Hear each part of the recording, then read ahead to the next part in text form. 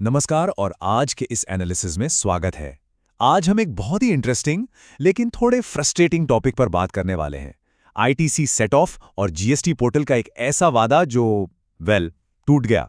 ये एक ऐसी कहानी है जिसने हमारी पूरी इंडियन बिजनेस कम्युनिटी को सच में उलझा कर रख दिया है। तो चलिए सीधे मुद्दे पे आते हैं।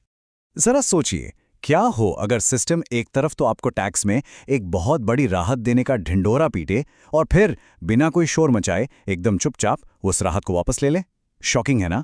लेकिन टैक्स पेयर्स के साथ हाल ही में बिल्कुल यही हुआ है। एकदम क्लासिक बेट एंड स्विच वाली सिचुएशन।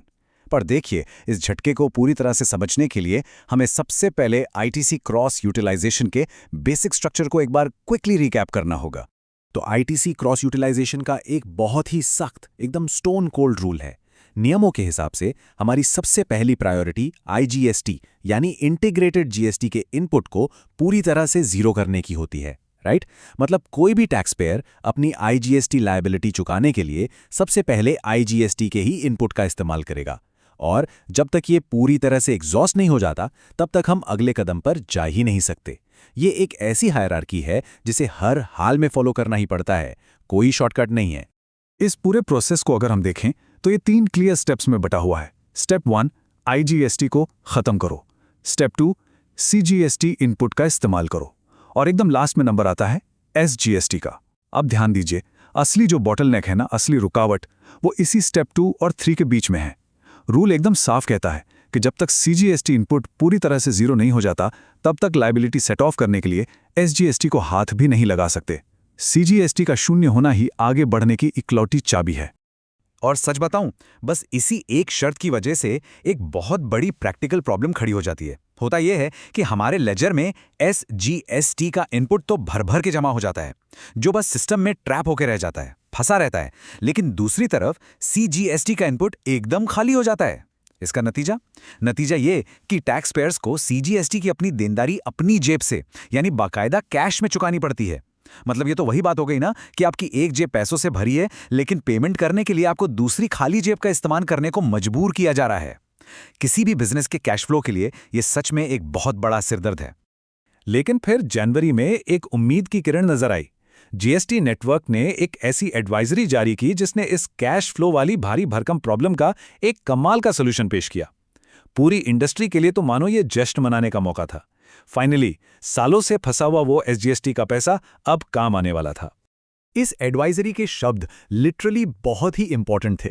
इसमें एकदम साफ लिखा था कि पोर्टल अब आईजीएसटी लायबिलिटीज को सीजीएसटी और एसजीएसटी आईटीसी के जरिए किसी भी क्रम में यानी इन एनी सीक्वेंस में पे करने देगा।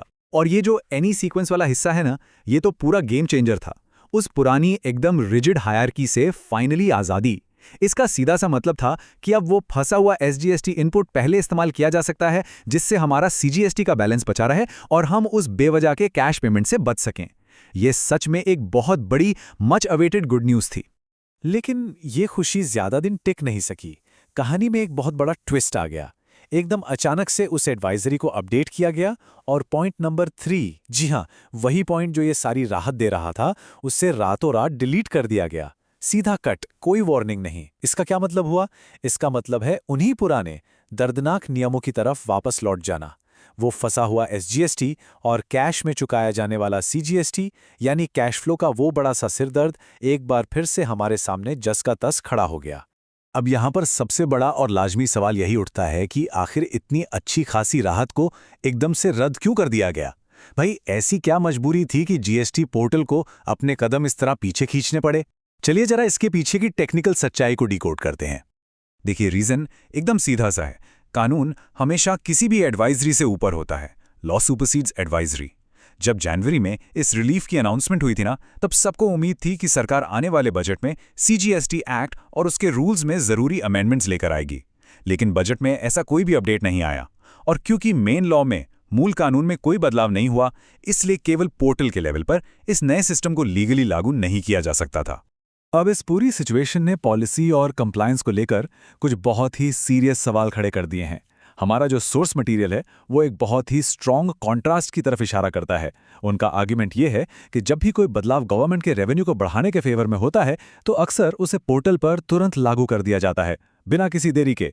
लेकिन जब बात टैक्स पेयर्स को फायदा पहुंचाने की होती है, बिल्कुल जैसा हमने इस आईटीसी सेट ऑफ वाले मामले में देखा, तो पोर्टल अपडेट को रोक दिया जाता है और लॉजिक ये दिया जाता है कि भाई पहले कानून में बदलाव होना जरूरी है।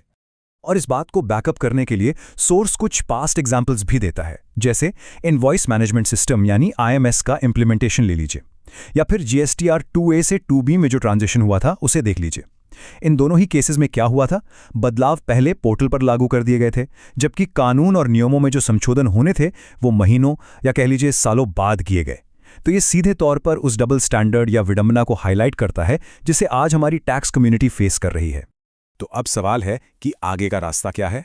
सोर्स का जो क्लोजिंग आर्ग्यूमेंट है वो ये है कि इस गैप को, इस खाई को पाटने की जिम्मेदारी अब टैक्स प्रोफेशनल्स के कंधों पर है। ये काम अब सिर्फ रिटर्न फाइल करने तक सीमित नहीं रह गया है। प्रोफेशनल्स को अब टैक्स पेयर्स और गवर्नमेंट के बीच एक ब्रिज का, एक पुल का काम करना होगा।